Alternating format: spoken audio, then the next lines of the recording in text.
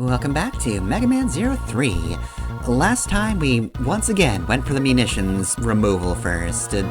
It's never a direct factory. 02 was just the power facility. This game, we went to a recycling plant. And we are going to continue going after Neo Arcadia directly. We just want to stop their operations so it's easier to get to the Dark Elf.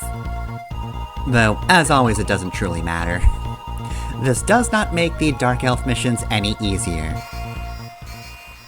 But yeah, they're also crafting some sort of missile, so we're going to the missile base. We kinda just need to figure out what they're doing here, in general.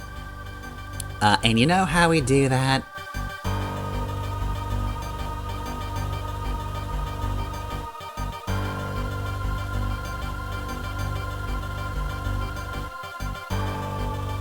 Yeah, like we need to get to the factory.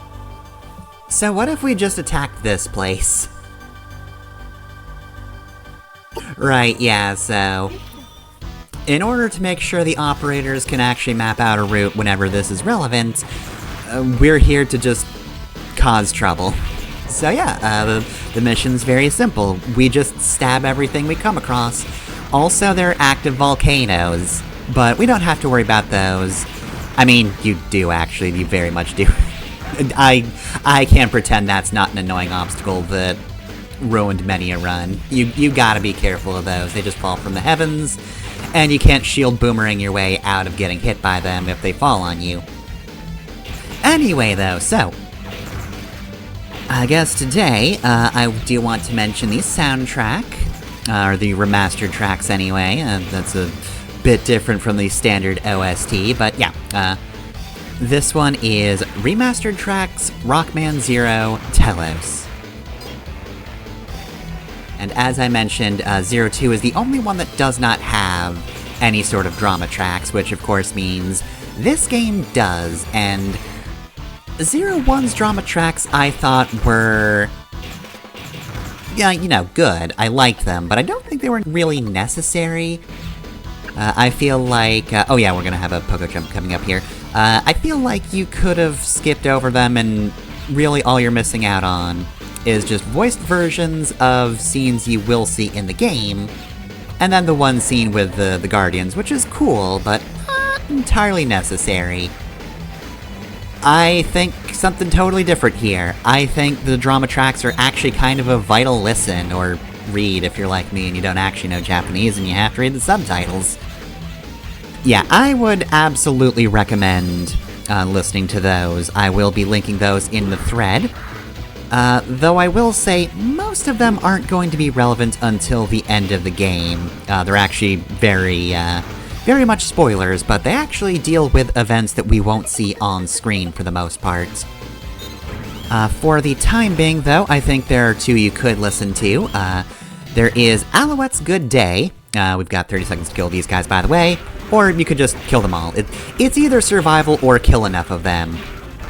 You don't explode if you don't kill them in the time limit, though. Either way, though, right, Alouette's Good Day is a very simple story, and in fact it does happen in Mega Man 02, because it actually involves Alouette just going around the base trying to figure out a name for the baby elves. She interacts with various people around the base, and it's pretty cool. It lets you get a listen in on a bunch of characters you don't normally get to hear, because they're not usually in the drama tracks. You know, there's Andrew, there's the operators, you know, she's just going around the base. Everybody's either weird or just doesn't have time for her, but eventually CL does talk to her, and helps her decide the name. Kreia, which means create, and Preya, which means pray. Or Kriya and Preya. I usually pronounce it Kriya, I think, but either way though, that's how the baby elves were named. But of course, that couldn't have happened in this game, because the baby elves kinda just scattered after the Dark Elf freaked out and briefly became not the Dark Elf. So we don't know where they are right now. We'll have to figure that out at some point, because we've got a million tasks to do. The other one Which, hey, we're at the boss. The other one, however, is Will 1, Vile Numbers. Speaking of which, here's one of the Vile Numbers. So yeah, this game's bosses do have an overall name, and honestly, I feel like they're a much more coherent group than what we've seen so far. Usually the bosses in the previous games were just like generals or high-ranking Mutos Reploids in each of the Guardians' little armies. Here, though, we do actually have a cast of 8 distinct characters who, again, have 2 different forms. So Blazing Flizard is actually pretty difficult until you realize what his pattern is. That attack's nothing but this attack. Yep, he's going to the center.